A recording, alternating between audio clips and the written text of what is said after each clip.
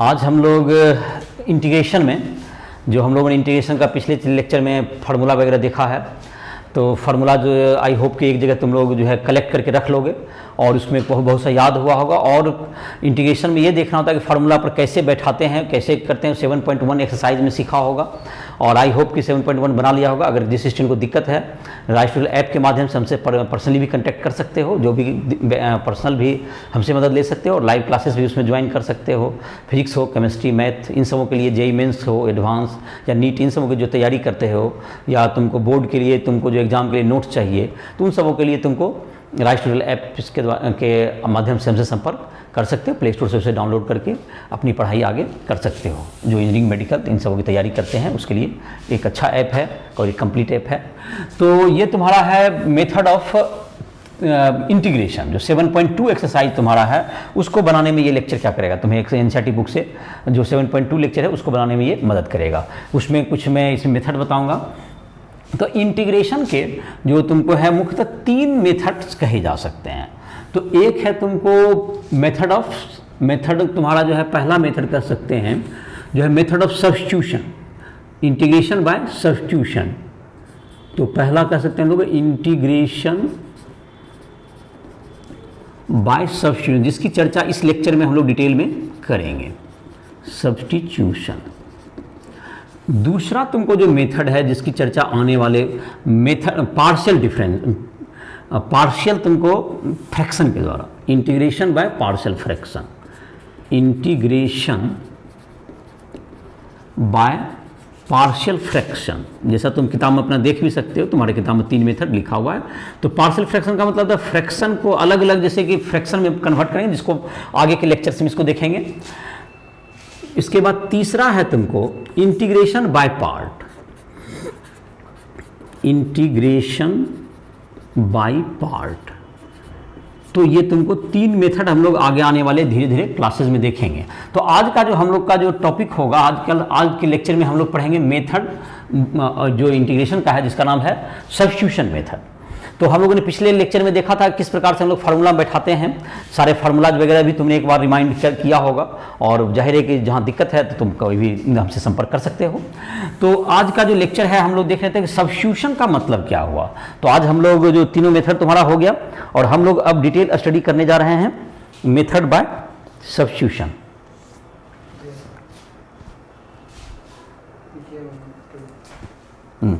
Method by substitution का तुम्हारा, तो सब्स्टिट्यूशन में तुम्हारा क्या हो गया, तो सब्स्टिट्यूशन में तुम्हारा हो गया, सब्स्टिट्यूशन में होता यह है कि हम लोग जो फार्मूला पर लाने के लिए क्या करते हैं, किसी चीज़ के बदले में उसको सब्स्टिट्यूट कर देते हैं। तो कुछ एग्जांपल्स के द्वारा हम लोग इसको देखेंगे कैसे सब्स्टिट्यूट करते हैं। और सब्स्टिट्यूट करने के बाद वो फार्मूला पर क्या, मतलब सब्स्टिट्यूट का अर्थ होता है किसी के बदले में दूसरे को रख देना और उसके आधार पर उसको जो है तुमको सब्स्टिट्यूट करके हम लोग ऐसा सब्स्टिट्यूट करते हैं कि वो फार्मूला पर क्या हो सके, आ सके। और फार्मूला पर जब आ जाएगा तो हमारा इंटीग्रेशन क्या हो जाएगा, सॉल्व हो जाएगा। तो हमारा मतलब सब्स्टिट्यूट करके ये देखना होता है क्या उसमें सब्स्टिट्यूट करें क्वेश्चन में, जिससे कि वो फार्मूला पर क्या हो जाए, एडजस्ट हो जाए। तो यही हमारा सब्स्टिट्यूट करके यही हमारा टारगेट होता है। जैसे कि देखते हैं तो सब्स्टिट्यूशन में यही होगा तुम्हारा। तो मेथड ऑफ सब्स्टिट्यूशन के द्वारा हम लोग बनाते हैं कुछ क्वेश्चंस में, जैसे इसको प्रयोग करके देखते हैं। एक नंबर ये मैं लिख देता हूं, मेथड सब्स्टिट्यूशन, सब्स्टिट्यूशन मेथड, ये इंटीग्रेशन का ये मेथड है जिसका नाम है सब्स्टिट्यूशन। चलते इसी का हम लोग एग्जांपल्स वगैरह देखते हैं। जैसे कि मान लेते हैं कि तुमको ऐसे ही मैं बिना जो अभी किताब का एग्जांपल नहीं है जैसे उसकी चर्चा करें। जैसे एक सिंपल ऐसे ही क्वेश्चन है, देखो इसमें इसके द्वारा मैं समझाने का कोशिश करता हूँ। जैसे तुमको एक क्वेश्चन है log x by x dx है। तो जाहिर है कि ये तो अभी किसी फार्मूला पर नहीं बैठ रहा है, तुम जितना भी फार्मूला देखोगे उसका नहीं आएगा। तो हम लोग ये सोचते हैं, इसमें सोचना कैसे है कि log x का डिफरेंशिएशन होता है 1/x। तो अगर हम या log x का डिफरेंशिएशन होता है 1/x, तो log x का डिफरेंशिएशन हो जाएगा 1/x। तो 1/x हो गया, तो इसका जो ये 1/x है इसके डिफरेंशिएशन में एडजस्ट हो सकता है। तो मतलब dx/x को dt कर, जैसे इसको पहले करते हैं तब समझाते हैं इसमें सोचना कैसे है। लेट इसको मान लेते हैं इसको इंटीग्रेट करना है, इसको आई मान लीजिए इस क्वेश्चन को। तो इसमें लेट log x को कोई t से सब्स्टिट्यूट कर दो, इसको सब्स्टिट्यूट, इसको इसके बदला में रख लेते हैं, इसको डिफ्रेंशिएट करते हैं दोनों side, d by d x log x equals to क्या हो गया dt बाई डी एक्स, ऐसा लिख सकते हैं हम लोग। अब log x का डिफ्रेंशिएशन कितना होता है याद ही होगा, log x का डिफ्रेंशिएशन होता है 1 by x is equal to, ये dx को चाहो तो इधर कर सकते हो, 1 by x is equal to dt by d x. चलो तो dx को इधर कर दो, तो dx बाय एक्स हो गया, dx ये by x that's equals to dt, या तुम d जैसे dx बाई एक्स को क्या लिख सकते हैं हम लोग dt। अब इसमें देखते हैं, देखो सब्स्टिट्यूट करते हैं, इसमें पुट करते हैं, i बराबर क्या लिख सकते हैं, देखो तो i में क्या लिखेंगे हम लोग, log x को तो हम लोग क्या लिख सकते हैं, log x को क्या सब्स्टिट्यूट करने के लिए बोला गया है t, तो log x के जगह पे t पुट कर दीजिए। तो ये जो i बराबर है तुम्हारा इंटीग्रेशन, i बराबर क्या होगा तुम्हारा जो इंटीग्रेशन है तुम्हारा, i इक्वल्स टू इंटीग्रेशन में क्या लिख देंगे हम लोग, log x को क्या पुट कर देना है t, और dx बाय x के जगह पर देखिए यहाँ पर क्या आ गया dt आ गया, dx बाय x के जगह पर ये dt आ गया, तो ये तुम्हारा t dt आ गया, दैट्स इक्वल्स टू क्या आ गया, अब तो ये फार्मूला पर आ गया। तो इसमें फार्मूला t का तो जब t पर पावर 1 प्लस 1 n वाले फार्मूला पर है by 1 plus 1 plus c, that's equal to t square by 2 plus c, t का क्या हो गया log x का whole square by 2 plus c, log x का whole square by 2 plus c. तो ये तुम्हारा क्या हो गया, इसका सॉल्यूशन हो गया, ये तुम्हारा इंटीग्रेशन सॉल्व हो गया, इसका वैल्यू आ गया। तो ये सब्स्टिट्यूट करने से अब इसमें देखो क्या सीखा कि यह ध्यान देना होता है कि किसका डिफरेंशिएशन, किसको एज्यूम करें तो उसका डिफरेंशिएशन यहाँ एडजस्ट हो जाएगा। तो जैसे log x को हमने माना तो उसका डिफरेंशिएशन x एडजस्ट हो गया मेरा उसके साथ, या नहीं तो देखो अगर तुमको बिगिनर स्टूडेंट को दिक्कत ये हो सकता है कि dx by x equal to dt हमने डायरेक्ट रख दिया, तो बिगिनर स्टूडेंट ऐसा भी कर सकता है कि dx का वैल्यू डायरेक्ट पुट कर दे तो x अपने कैंसिल हो जाएगा, dx का वैल्यू वो पुट करेगा तो वह लिखेगा x इंटू डी टी, और x अगला स्टेप में फिर क्या हो जाएगा, जब सब्स्टिट्यूट करेगा कैंसिल हो जाएगा। तो बिगिनर स्टूडेंट सिर्फ जैसे जिसको सब्स्टिट्यूट किया t उसको लिख दे और dx को dt के रूप में लिख दे, जो भी आता है वो बाद में वैल्यू एडजस्ट होकर कैंसिल हो जाएगा उसका स्वतः, अगर वो डिफरेंशिएट कोई ढंग से एज्यूम किया है। तो या तो तुमको जैसे यहाँ पर तो मैंने कर दिया कि dx बाई एक्स, जैसे जिसको एक्सपीरियंस है वो तो पहले ही देख लिया कि dx बाई एक्स क्वेश्चन में है ही, तो dx बाई एक्स को ही dt हम लिख देंगे, ऐसा भी आप रख सकते हैं।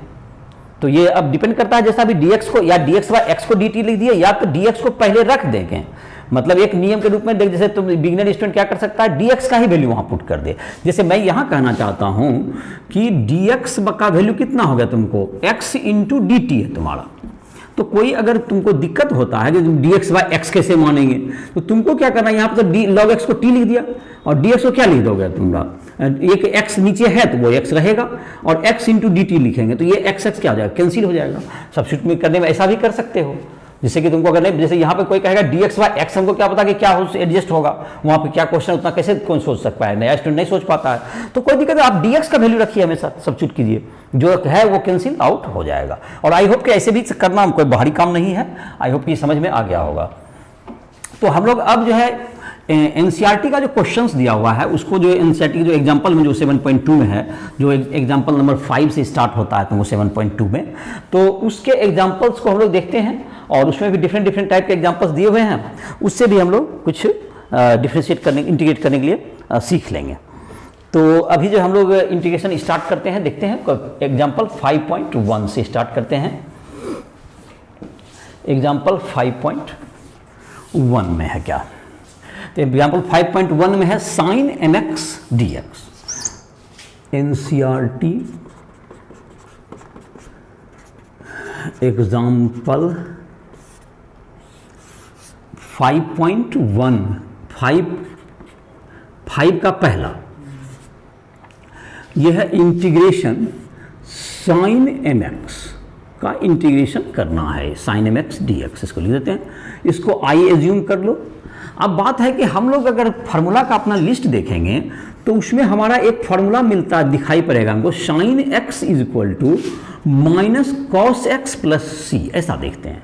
तो यहाँ पर इस फार्मूला पर एडजस्ट करने में हमको दिक्कत क्या है अभी, तो यहाँ पर x है और यहाँ पर mx है, और यहाँ पर जब साइन x रहता तो या साइन t रहता तो साइन t का साइन t dt होता तो माइनस कॉस t हो जाएगा, लेकिन यहाँ प्रॉब्लम है कि यहाँ पर साइन एक्स नहीं है, यहाँ एम एक्स है।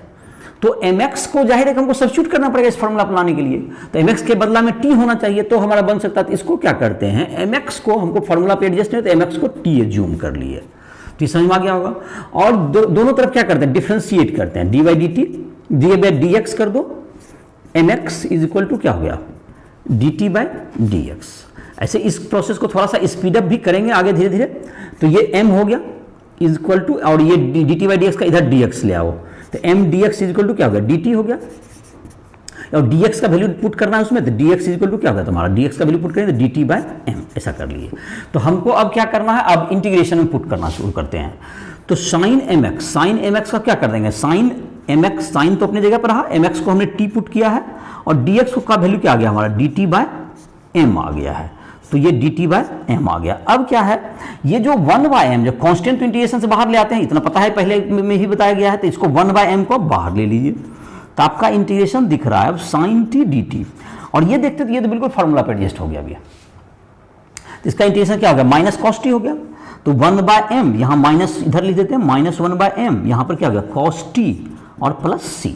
तो इसका वैल्यू क्या आ गया तुम्हारा अब, minus 1 by m cos t, किसको एज्यूम किए थे हम लोग, उसको पुट कर दीजिए, टी एज्यूम किए थे एम एक्स को, तो एम एक्स प्लस सी, ये आंसर हो गया तुम्हारा।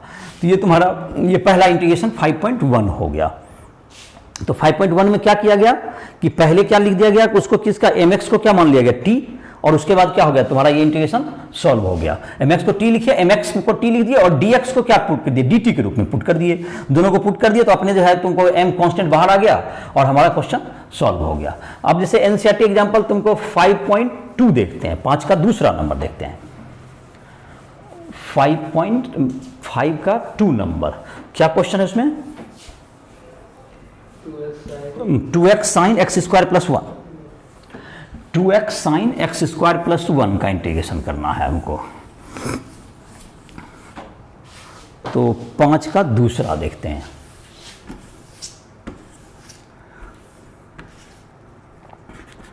फाइव का 2 नंबर, इंटीग्रेशन है i is equal to assume करेंगे ही sine x square plus 1 d x, यही ना साइन है ना। तो अब की बार भी यही देखेंगे कि अभी भी दिक्कत यह है कि अभी तो भी साइन के साथ बहुत चीज़ लगा हुआ, ये भी नहीं होना चाहिए, ये भी नहीं। तो इतना बात पता है कि एक्स स्क्वायर प्लस 1 का डिफरेंशिएट 2x होता है। तो जनरली उसको एज्यूम करें तो ये टी भी मेरा हो जाएगा, हमको तो टी भी इसको करना है, तभी हम फार्मूला लगा पाएंगे। तो हमारा फार्मूला का लिस्ट का भी डिमांड है, इसको क्या होना चाहिए, एक्स स्क्वायर प्लस 1 को टी होना चाहिए। तो उसके आधार पर दोनों, और उसका डिफरेंशिएशन भी एडजस्ट हो रहा है, दोनों तरीका सोचेंगे तो वही है। तो इसका हो गया डी टी। अब देखो इसको क्या करते हैं, एक इसको इस प्रोसेस को स्पीड अप करने के लिए क्या करते हैं, एक्स स्क्वायर का डिफरेंशिएट क्या होगा तुमको 2x, और ये क्या होगा फिर एक्स का, मतलब कि या तो एक लाइन लिख ही लो, चलो d by d x square plus 1 is equal to क्या होगा d t by d x, और एक्स स्क्वायर का डिफरेंशिएट हो गया तुमको 2x, इधर आ गया d x is equal to d t. अब देखो यहां पर डायरेक्ट हम 2x dx को ही dt लिख देंगे। याद जैसे बिगिनर स्टूडेंट को अगर उसमें दिक्कत होता है तो वो dx को ही सब्स्टिट्यूट करे, 2x अपने कैंसिल आउट होगा। तो चलिए तो यहां पर रखिए i बराबर क्या हो गया, अब इसमें इंटीग्रेशन पुट कीजिए। तो चलिए 2x मतलब 2x रहने दीजिए अपनी जगह पर, ये क्या हो गया एक्स स्क्वायर प्लस 1 को t लिख देंगे, ये साइन t हो गया, इंटू dx को क्या लिख देंगे dt बाय 2x। तो ये जो 2x है इसके साथ क्या हो गया, ये कैंसिल आउट हो गया तुम्हारा, ये 2x कैंसिल आउट, क्या बचा तुम्हारा साइन टी और डी टी। तो that's equals to minus cos t plus c. तो ये तुम्हारा क्या हो गया minus cos x square plus 1 plus c, तुम्हारा ये आंसर हो गया minus x square plus 1 plus c. तो काफ़ी इजीली समझ में आ गया होगा ये कि इसमें डिफरेंशिएट अगर रहेगा तो वो अपने बाद में कैंसिल आउट होकर क्या हो जाएगा, एडजस्ट हो जाएगा तुम्हारा। तो उसको पहले भी एडजस्ट कर सकते हैं, या 2x dx भी लिख सकते थे, या 2x या dt dx का ही वैल्यू रखेंगे तो अपने कैंसिल हो जाएगा। दोनों तरीका है एडजस्ट करने का। अब हम लोग देखते हैं तीसरा नंबर। तीसरा नंबर क्वेश्चन है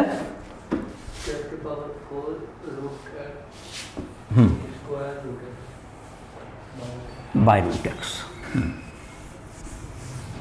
चलो देखो 5 का तीसरा नंबर देखते हैं। 5 का तीसरा नंबर क्या हो जाएगा, 10 पर पावर 4 रूट एक्स और into sec square root x by root x into d x, by root x into d x. तो इसमें जो आएगा तुमको, इसका जो वैल्यू आएगा तुमको, इसका जो हम लोग इंटीग्रेशन करेंगे तो इसमें फिर यही बात देखेंगे हम लोग किसको सब्स्टिट्यूट करना है। जो हमारा पहला काम होता है क्या सब्स्टिट्यूट करें कि हमारा एडजस्ट हो जाएगा। तो देखो इसमें ये देखेंगे कि 10 का जो 10x का डिफ्रेंसिएशन सेक स्क्वायर होता है, तो जाहिर है कि हम 10 को रखने का कोशिश करेंगे। तो कैसे किसको, अब कोई कहेगा सेक स्क्वायर को रखने की क्या कोशिश कर रहे हैं, तो सेक स्क्वायर का डिफरेंशिएशन 10 नहीं आता है, इसलिए हम लोग जो सब्स्टिट्यूट करेंगे तो इसमें क्या सब्स्टिट्यूट करेंगे, तो लेट 10 रूट एक्स को हम लोग अगर t सब्स्टिट्यूट करें तो ये सेक स्क्वायर रूट एक्स उसके डिफरेंशिएशन में एडजस्ट होगा। अब जैसे कि डिफरेंशिएट इसको करना है तो इसको क्या लिख देंगे, इसका सेक, इसको चेन रूल जाएगा तो इसका क्या हो जाएगा, डी 10 रूट एक्स का क्या होगा, सेक स्क्वायर रूट एक्स हो गया पहले, और इंटू फिर क्या होगा, रूट एक्स का हो जाएगा 1/2 रूट एक्स, और into d t by d x करेंगे यहाँ पर, into is equal to d t by d x, तो इसको डी एक्स इधर मल्टीप्लाई कर देंगे, that's equal to d t. अब थोड़ा सा इसको स्पीड में लिख दिए, फिर से इस डिफरेंशिएशन को देखिए, डिफरेंशिएट तुम्हें याद ही होगा, दोनों तरफ डिफरेंशिएट किए तो 10 का क्या लीजिए, सेक स्क्वायर रूट एक्स का 1/2 रूट एक्स, और ये डी बराबर D t by d x, तो इसको डी एक्स से मल्टीप्लाई कर दिए तो इधर आ गया तुम्हारा। अब यहाँ पर हम देखें तो हमारा जो क्वेश्चन में अब देखें तो इसको हम लोग एडजस्ट करेंगे तो हमारा सेक स्क्वायर रूट एक्स भी हमको दिख रहा है, बाय रूट एक्स भी दिख रहा है, और डी एक्स भी है लेफ्ट साइड में। इंटीग्रेशन को गौर से देखिए, इतना चीज है तुम्हारा, और दैट्स इक्वल टू ये 2 जो है तुमको एक्स्ट्रा है तो इसको 2 डी टी इधर कर दीजिए, ये 2 नीचे नहीं है हमारा, यहाँ क्वेश्चन को गौर से देखिए तो ये तुम्हारा इतना चीज मिल रहा है। और चाहे 10x को तो हम लोग क्या लिखेंगे t, और उस पर 4 पावर है तो t पावर 4 हो जाएगा मेरा।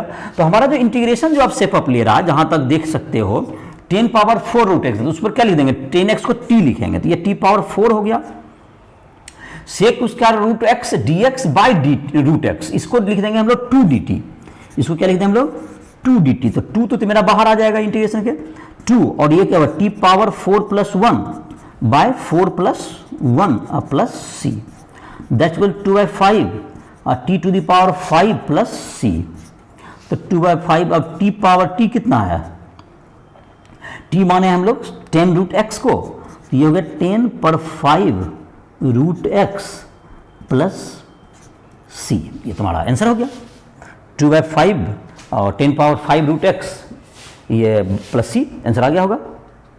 चलो अगला क्वेश्चन अब देखते हैं, ये 5 का ये तुमका था 3 नंबर था, ये 5 का चौथा देखते हैं। तो ये समझ में आ गया होगा क्या किए, पहले क्या ध्यान देना है कि इसका डिफरेंशिएशन किसका एडजस्ट होता है उसी को मानने की कोशिश करेंगे। 10 रूट एक्स का डिफरेंशिएशन में सेक स्क्वायर रूट एक्स आता है, रूट एक्स का फिर 1/2 रूट एक्स आता है। अगर इतना नहीं भी सोच पाए तो इतना से भी हम आगे बढ़ेंगे, तो फिर जो चेन रूल है डिफरेंशिएशन का उसके आधार पर बनाएंगे तो तुम्हारा ये क्वेश्चन सॉल्व हो गया। अब है तुम्हारा अगला देखते हैं 5 का 4 नंबर, क्या है,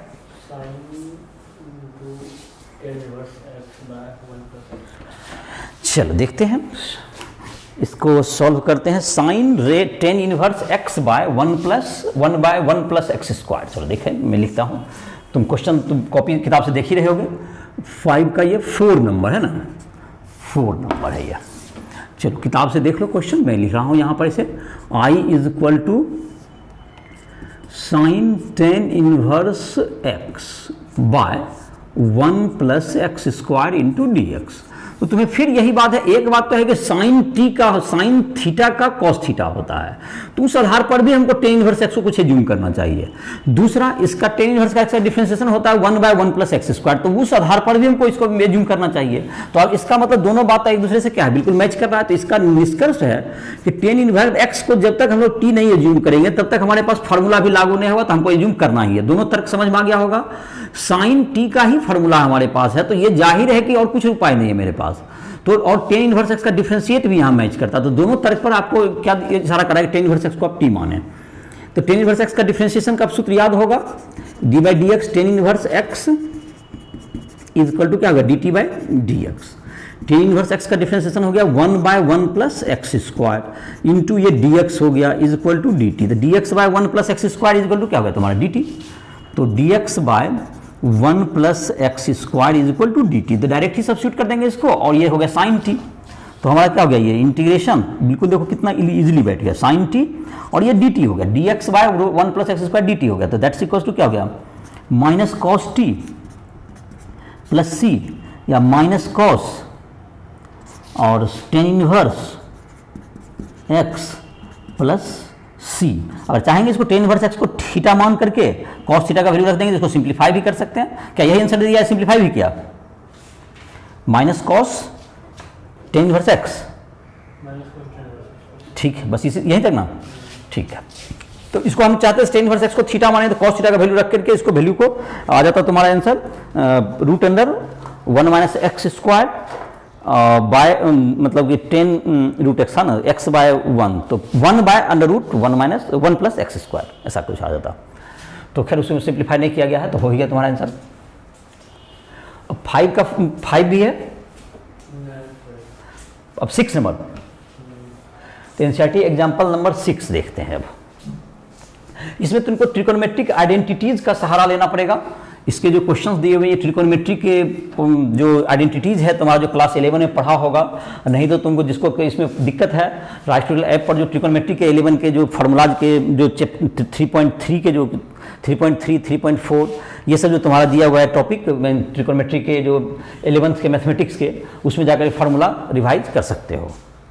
तो ट्रिकोनोमेट्री के जिसको फार्मूला में दिक्कत है, तो वो फार्मूला बार बार जरूरत पड़ेगा, उसको आप रिवाइज कीजिए। जहाँ भी ट्रिकोनोमेट्रिक का इक्वेशन आएगा तो वहाँ पर आपको उसकी ज़रूरत पड़ेगी। तो ट्रिकोनोमेट्री पर भी बेहतर ट्रिकोनोमेट्री का फार्मूला जो 11 का है उस पर कमांड होना चाहिए, नहीं तो इंटीग्रेशन बनाने में आपको दिक्कत होगी। तो 6 में भी दिया हुआ है तुमको, 6 का पहला क्वेश्चन है integration sine cube x d x, sine cube x cos square x, sine cube x cos square x d x. तो sine cube x into cos square x d x है।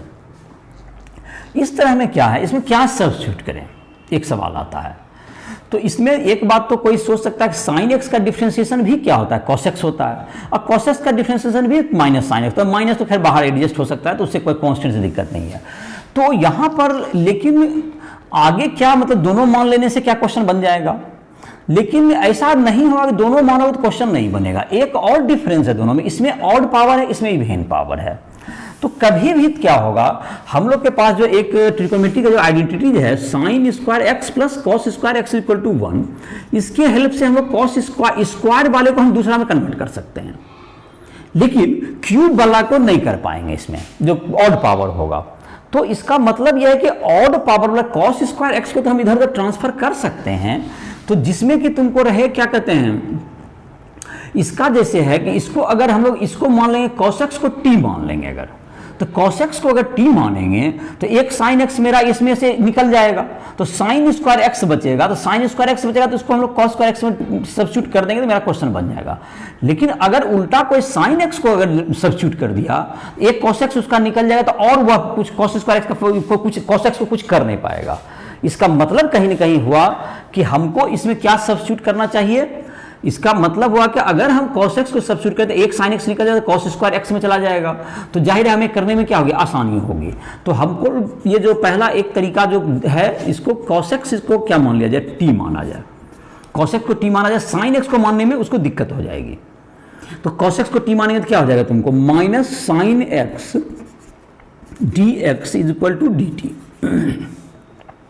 या sine x dx is equal to minus d t. ऐसा एक sine x तो उधर adjust हो जाएगा, D T में चला जाएगा, लेकिन एक साइन स्क्वायर एक्स यहाँ बचेगा, तो उसको हम लोग 1 माइनस कॉस स्क्वायर एक्स लिख देंगे तो मेरा एडजस्ट हो जाएगा।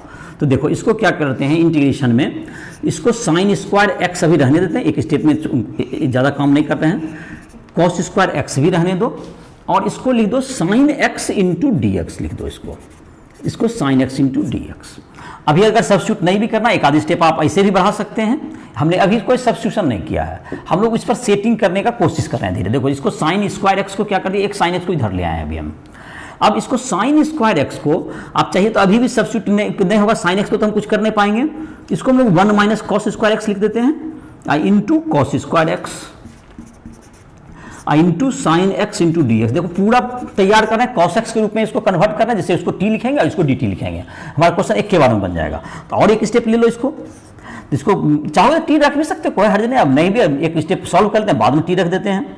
तो क्या हो जाएगा तुमको, ये कॉस स्क्वायर एक्स इधर टूट जाएगा, तो कॉस स्क्वायर एक्स माइनस क्या हो गया, कॉस 4x हो गया, कॉस पावर 4x और इंटू क्या होगा तुम्हारा ये अब sine x into d x. अब पुट कर दो, सबको सब्स्टिट्यूट करो, तो ये क्या होगा, इसका क्या होगा तुम्हारा, इसको टी स्क्वायर लिखेंगे, इसको t4 लिख देंगे और इसको क्या लिख देंगे माइनस डी टी लिख देंगे।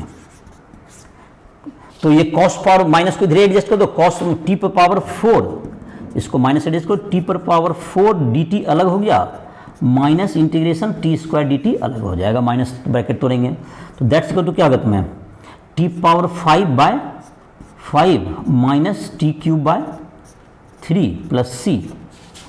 तो आई बराबर क्या होगा तुमको तो 2/5 तो मतलब हो गया तुम्हारा 5, तो 1/5 और इसको cos x को माने हैं तो cos power 5x minus 1/3 cos cube x dx, cos cube x plus सी।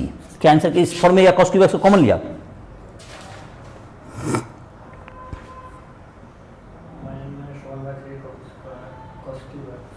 प्लस 1/5 cos 5x, यही आंसर है।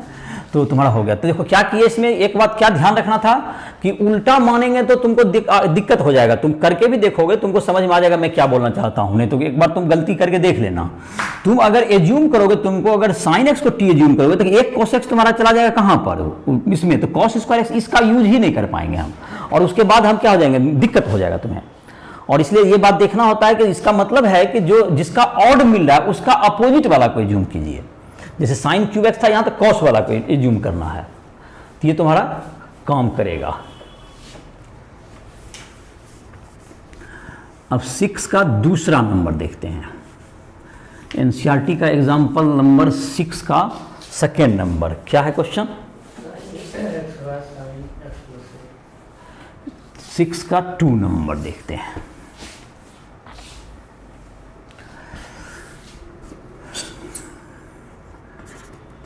इंटीग्रेशन है sine x by sine x plus a, sine x by sine x plus a. तो इसमें क्या है, अगर sign x plus a को sine a plus b के फॉर्मूला पर तोड़ेंगे तो साइन ए प्लस बी का फॉर्मूला याद होगा 11 में, इसका होता है sine a into cos b plus cos a into sine b, ऐसा फॉर्मूला होता है। तो नीचे वाला को अगर इस पर तोड़ देते तो बहुत बड़ा हो जाएगा डिनोमिनेटर, तो फिर तो हम उसको अलग अलग भी नहीं करते, ऊपर रहता ये तो हम अलग अलग कर भी सकते थे, नीचे में डिनोमिनेटर इतना बड़ा हो जाता हम क्या कर सकते थे, तो हमारे पास तो कोई उपाय ही नहीं होगा, तो इसका मतलब हमारा क्वेश्चन बनेगा भी नहीं। जो बात समझ में आया होगा, मैंने क्या कहा कि ये तुम अगर कर देते हो इसको, क्या कर देते हो इसको, नीचे वाला को अगर हम साइन ए प्लस बी पे ब्रेक कर देते हैं तो हमारा क्वेश्चन क्या नहीं होगा, नहीं बन पाएगा, क्योंकि बहुत बड़ा हो जाएगा। तो फिर उसको क्या कर सकते हैं, कुछ उसमें कुछ मैथमेटिकली कुछ करने का बहुत ज़्यादा हमारे पास गुंजाइश नहीं बचेगा। तो इसका एक तरीका ये हो सकता है कि अगर हम x प्लस ए को t एज्यूम कर लेते तो नीचे तो t हो जाता, तो ये बात होगा कि इसको x जो ऊपर वाला x है तो इसको तो हम t माइनस ए लेके a माइनस बी पर तोड़ देते, साइन a माइनस बी पर, तो ऊपर बड़ा होगा तो हम उसको क्या कर सकते हैं, अलग अलग करके हम एडजस्ट कर सकते हैं, इससे हमको ये बेनिफिट हो जाएगा।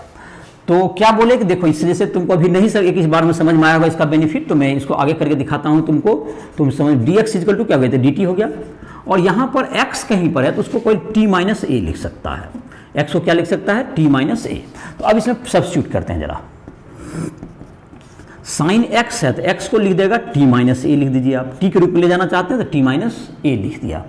अब बाय क्या कर दें यहां पर, ये तुम्हारा क्या हो गया, साइन x प्लस ए को क्या लिख दे, साइन t लिख दीजिए आप, और dx और dt तो इक्वल ही है तो इसको dt लिख दीजिए। अब क्या बोले, इसको साइन a माइनस बी पर तोड़ दीजिए, साइन a माइनस बी का फॉर्मूला क्या हो गया, साइन a मतलब sine t into cos a minus cos t into sine a,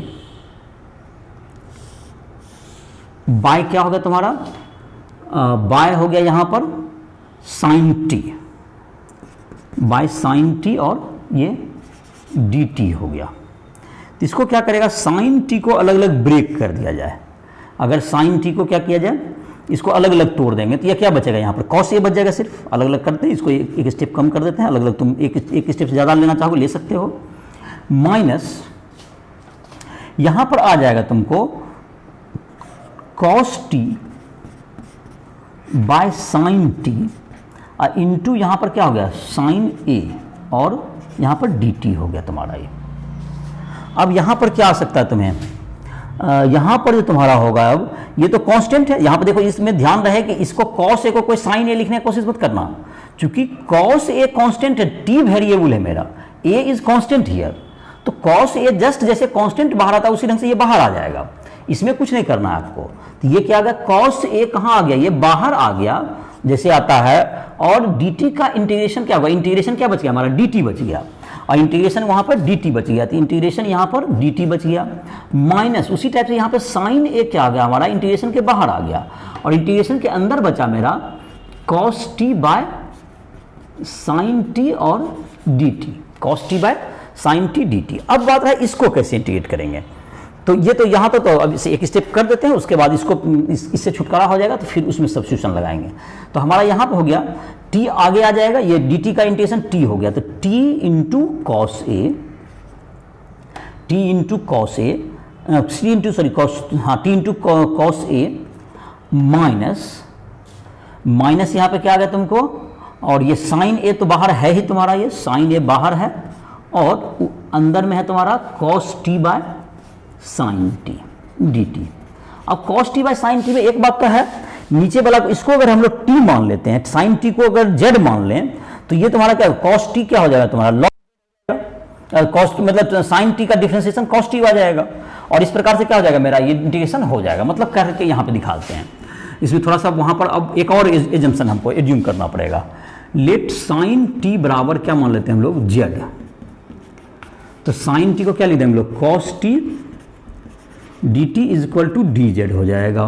तो अब जैसे इंटीग्रेशन था तुम्हारा, यहां पर था हमारा क्वेश्चन में t into cos A minus sign ए, ये बाहर ही है, इंटू क्या होगा तुम्हारा कॉस एक्स डी एक्स को डी जेड मान लेंगे, डी जेड बाय ये जेड हो गया, तो लॉग जेड हो गया, तो log sine x log sign Z. तो हमारा आंसर हो गया तुम्हारा कुछ इस ढंग से। तो t को अब अच्छा तो अगला लाइन में सब्स्टिट्यूट करेंगे, तो t इंटू क्या होगा तुम्हारा cos A, t into cos A minus sign a into क्या होगा तुम्हें, ये हो गया लॉग जेड हो गया, डी जेड बाई जेड का इंटीग्रेशन हो गया लॉग जेड प्लस सी।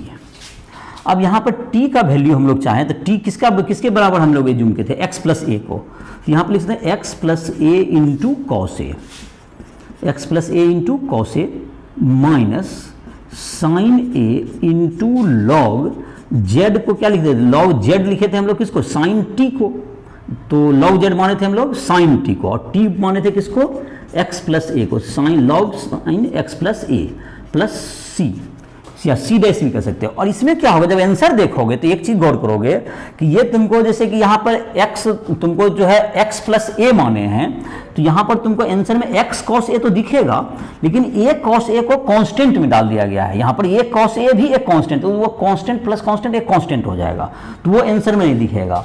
तो तुम्हें आंसर में दिखेगा तुमको x cos a दिखेगा और a cos a नहीं दिखेगा, तो x cos a माइनस ये साइन ए दिखेगा, ये भी ठीक है, और लॉग क्या दिखेगा तुमको, साइन एक्स प्लस ए दिखेगा, लॉग साइन एक्स प्लस ए, और ये सी डैश को आप दो कांस्टेंट का जोड़ भी एक कांस्टेंट होगा। तो आई होप कि आंसर तुम्हारा आ गया होगा। तो इसमें क्या मतलब समझा, इसमें जैसे कि फिर से हमको एक एज्यूम करना पड़ गया कि चूंकि कॉस टी को क्या करना पड़ा, यहाँ पर साइन टी ग्रुप में है, तो पहले क्या किए, पहले हम लोग इसको एज्यूम क्या किए, पहले हम लोगों ने क्या एज्यूम किया, साइन एक्स प्लस ए को टी मान दे, जिससे कि डिनोमिनेटर मेरा छोटा हो जाए न्यूमरेटर बड़ा हो। तो न्यूमरेटर में क्या होगा, साइन ए माइनस बी का फॉर्मूला लगा दिए, फिर जो तुमको दोनों को सेपरेट कर दिए, दोनों को अलग अलग, और अलग अलग कर दिए, तो एक में जो कॉस ए जो कांस्टेंट है वो तो बाहर ही आ गया, तो डी टी का डिफरेंशिएशन इंटीग्रेशन टी आ गया, और एक में साइन ए बाहर आया, लेकिन cos t by sine T था, तो उसको जब इंटीग्रेट करने की बारी आई तो उसको तो फिर साइन टी को हमको क्या मानना पड़ा, जेड मानना पड़ा। तो cos t dt किस में चला गया, dz बाई जेड, तो log z हो गया, तो log z का मतलब sin t, तो साइन और t का मतलब x प्लस ए, तो log साइन x प्लस ए लास्टली आंसर आ गया। और t को जब हमने सब्स्टिट्यूट किया x प्लस ए से, तो उसमें एक चीज जो दिख रहा होगा कि x प्लस ए cos ए नहीं दिख रहा है, तो a cos ए भी कांस्टेंट और c डैश भी एक कांस्टेंट, दोनों को c और a cos ए को जोड़ के क्या हो गया तुम्हारा, एक कांस्टेंट c दिख रहा है। तो इस प्रकार से एक कांस्टेंट, दो कांस्टेंट का सम भी एक कांस्टेंट है, इसलिए आंसर देखोगे तो उसमें उसमें जो a cos ए टर्म नहीं दिखेगा। तो आई होप कि इसमें समझ में आया होगा। थोड़ा सा इसमें अब बड़ा भी हुआ, थोड़ा सा ऐसे बहुत ज़्यादा डिफिकल्टी नहीं था, बट समझने में शायद समझ गया होगा। तो पहली बात यह है कि न्यूमरेटर को बड़ा करने के बजाय न्यूमरेटर को बड़ा कर कीजिए, डिनोमिनेटर को क्या कीजिए, छोटा करने की कोशिश किया गया यहाँ, और साइन ए प्लस बी के बजाय साइन ए माइनस बी फार्मूला लगा और हमारा क्वेश्चन सॉल्व हो गया। चलो आगे क्या है उसके बाद का क्वेश्चन, 6 का थर्ड, 1/1 प्लस 10x dx। ये भी थोड़ा अलग तरह का इंटीग्रेशन है, जो कि तुमको बिगिनर स्टूडेंट के लिए भारी भी होगा, लेकिन अभी सॉल्व कर रहे हैं तो इसको कर ही देते हैं। ये लास्ट क्वेश्चन है, इसके बाद 7 भी है, ये लास्ट क्वेश्चन है तुम्हारा। तो ये देखो, इसमें तुमको ये भी थोड़ा डिफिकल्ट है इसमें, तो इसको एडजस्ट करने में थोड़ा दिक्कत होती है। तो देखो इसको क्या है, सीखो। 1/1 प्लस साइन एक्स, 1 बाय, जैसे पहले तो साइन एक्स 10x को लिख दिए, sign x by cos x. ये जैसे कि पहली बार जैसे कि अगर वीडियो देख रहे होगे, तुम इस क्वेश्चन को बाद में भी देख सकते हो। इस क्वेश्चन का सॉल्यूशन तुम पहले अपने एक्सरसाइज से कुछ क्वेश्चंस को बनाओगे और उसके बाद भी इस क्वेश्चन को बाद में भी तुम रिवाइंड करके देख सकते हो सकता है बिगिनर में तुमको ये भारी नहीं लगेगा। तो कुछ क्वेश्चन आप एक्सरसाइज का सॉल्व कर लें, देयर आफ्टर ये वीडियो, ये क्वेश्चन का आप सोल्यूशन देख सकते हैं। ऐसा क्वेश्चन उसमें एक्सरसाइज में भी है, कुछ क्वेश्चंस बना लेने के बाद आपको कुछ कॉन्फिडेंस आ जाएगा सिंपल मेथड पर, तो फिर तुमको सॉल्व करने में आसान रहेगा। चलिए, तो मैं यहाँ पे एलसीएम लेंगे इसको, तो ये cos x ऊपर चला जाएगा, तो cos x dx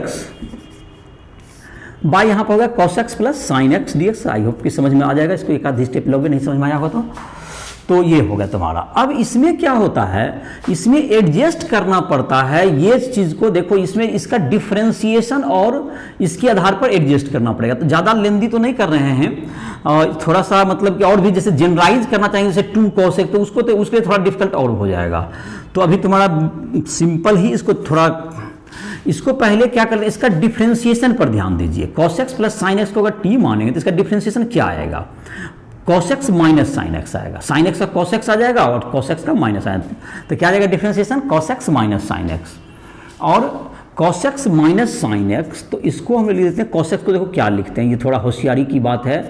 cos x minus sine x एक लिख दीजिए ऊपर, और प्लस इसको लिख दीजिए, न्यूमरेटर को बड़ा करने में कोई दिक्कत नहीं, cos x plus sine x कर दीजिए। इससे क्या फायदा हुआ, तुम्हारा साइन एक्स तो कट गया और यहाँ पे cos x plus cos x क्या होगा, तुमको 2 cos x हो गया। और इसी में जैसे क्वेश्चन में बाय में लिख दीजिए, जो आपका क्वेश्चन है उसको लिखिए cos x plus sign x और dx। इसमें देख लो cos x plus cos x 2 cos x, लेकिन हमारा क्वेश्चन तो 1 मतलब कि cos x था, तो इसमें 2 cos x हो गया। तो अगर हम 1/2 से इसको बाहर भी 1/2 तो मेरा इंटीग्रेशन बाहर आ जाएगा, 1/2 से डिवाइड कर दें तो ये मेकअप हो जाता है, तुम्हारा कोई दिक्कत नहीं। ऊपर भी 2 cos x बचा, ये 2 से कट के cos x बचा।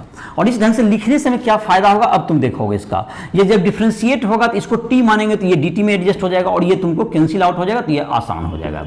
और दूसरा एक चीज जो समझा दें इसी में, अगर यहीं पर अगर साइन एक्स रहता है क्वेश्चन में, तो हम यहाँ पर चिन्ह जो बीच में चिन्ह है उसको प्लस की जगह माइनस रख देते, तो हमारा जो है तुमको क्या जाता है, ये तुमको -2 sin x आ जाता है, या इसको आगे कर लेते तो 2 sin x आ जाता है, इसको आगे और इसको माइनस के साथ पीछे करते 2 sin, तो 1/2 से डिवाइड कर लेते। कहने का मतलब यहाँ पे sin x होता तो यहाँ पे माइनस चिन्ह करके हम एडजस्ट भी कर सकते थे। तो अब देखो तुम्हारा ये 1/2 तो बाहर है, देखो इसका लाभ तुमको अब दिखेगा आगे के स्टेप में, जो है अब क्वेश्चन का ढांचा बन गया और ये क्वेश्चन भी अब सॉल्व हो जाएगा। ये हो गया cos x minus sine x और ये dx, बाय में हो गया तुमको sign x plus cos x plus integration क्या होगा तुम्हें, ये होगा तुमको, ये जो अलग अलग करेंगे तो कैंसिल आउट हो जाएगा, sign x plus cos x bye sine x plus cos x into dx। तो ये तुम्हारा होगा, ये तो 1/2 बाहर आ गया इसको बाहर कर दिए 1/2, इसको t कहेंगे तो इसको dt कहेंगे। इसको sin x plus cos x को t मान लेते हैं, इसको 1/2 ये हो गया तुम्हारा sin x plus cos x को t मान लेते हैं। चलो sin x plus cos x को t मान लेंगे, इसमें उसमें तो कैंसिल आउट ही हो जाएगा, उसमें कुछ नहीं करना है। तो इसका क्या हो जाएगा तुमको, ये cos x माइनस sin x into d x is equal to क्या होगा तुम्हारा dt हो जाएगा। तो ये dt/t हो जाएगा। तो इसका मतलब हो गया पहला इंटीग्रेशन में हाफ इंटू dt/t, और बीच में हो गया तुमको प्लस इंटीग्रेशन क्या बच गया वहाँ पर तुमको dx का, सिर्फ dx बचा, दैट इज x हो गया, dx का x हो गया, और प्लस c डैश या c डैश कुछ भी कर दीजिए। अब इसका इंटीग्रेशन क्या हो जाएगा तुम्हारा, ये तो dt/t का log t हो गया तुम्हारा। तो log t मतलब कि log क्या हो गया तुम्हारा sin x plus cos x। ये तुम्हारा क्वेश्चन का टोटल का आंसर हो गया log ये तुम्हारा e बेस पर sin x plus cos x, और तुम्हारा हो गया और प्लस हो गया तुम्हें ये हो गया x और प्लस c, ये तुम्हारा आंसर हो गया। तो ये तुमको क्या किए समझ में क्या बात है, इसको पहले क्या किए कि इसको साइन कॉस में कन्वर्ट किए, उसके बाद इसको जो मेन स्टेप है इसमें क्या करना था, न्यूमरेटर जो नीचे का जो भाग है न्यूमरेटर डिनोमिनेटर, उसको हम लोग लिखे मतलब कि न्यूमरेटर, मतलब कि ये न्यूमरेटर को लिख रहे हैं, ऊपर वाला जो कि तुम्हारा है उसको लिखते हैं cos x को हमने लिखा cos x plus sign x plus cos x minus sine x, मतलब पहले माइनस ही लिखे हैं इसे। तो उससे क्या होगा, इसका डिफ्रेंसिएशन में एडजस्ट किया या न्यूमरेटर में नीचे वाला में एडजस्ट किया डिनोमिनेटर में उससे 2 आया तो उसको 2 से डिवाइड करके उसको एडजस्ट कर लिया। और अगर डिफिकल्टी होगा जैसे 2 3 इसमें कोएफिशिएंट भी होगा तो इसमें एडजस्ट करना पड़ता है, न्यूमरेटर इज इक्वल टू, अगर मोर जनरलाइज जो कि यहाँ पे डायरेक्ट ही कर दिए, a इंटू डिनोमिनेटर नीचे का part denominator plus b into differentiation of denominator, differentiation of denominator. ये तुमको इस फॉर्म में एडजस्ट करोगे तो तुम्हारा क्वेश्चन बन जाएगा इस तरह का। इस तरह कोई भी क्वेश्चन को numerator is equal to a into और ए बी का वैल्यू उसको इक्वेट करके निकाल लोगे, इक्वेशन बना करके ए बी का वैल्यू निकल जाएगा। जैसे यहाँ पर हम लोग डायरेक्ट ही दिख रहा था, इसमें ज़्यादा भारी नहीं था, तो इसलिए हम लोग जो है 1/2 हमारा a का वैल्यू और b का वैल्यू 1/2 है, इसलिए हम लोग आसानी से उसको कर लिए हैं। तो जनरल क्वेश्चन में जो से और भी क्वेश्चंस होंगे जो डिफिकल्ट, तो इसका मदद लेके क्वेश्चन को सॉल्व कर सकते हो। तो तुम्हारा ये सब्स्टिट्यूशन का जो एग्जांपल था, इसके बाद तुम जो है इस लेक्चर के बाद तुम जो है एनसीईआरटी का जो एक्सरसाइज है, एनसीईआरटी एक्सरसाइज 7.2 को तुम सॉल्व करोगे, 7.2 को बनाओगे तो ये तुम्हारा क्या हो जाएगा, सॉल्व हो जाएगा। तो जो तुम्हारा है और भी तुम्हारा जो क्वेश्चन, अगर तुमको कोई दिक्कत हो रहा है ज़्यादा परेशानी, तुम राइट ऐप के माध्यम से हमसे संपर्क कर सकते हो। फिजिक्स केमिस्ट्री मैथ किसी भी चैप्टर में किसी भी टॉपिक को समझना हो, बोर्ड की तैयारी कर रहे हो, जेई मेंस एडवांस या नीट, कुछ टॉपिक्स भी आपको समझ में नहीं आ रहे हैं, पूरे सिलेबस में को देखना हो तो हमसे संपर्क कर सकते हैं। लाइव क्लासेस भी वेब पर उपलब्ध है। तो इसी साथ इस लेक्चर को समाप्त कर रहे हैं।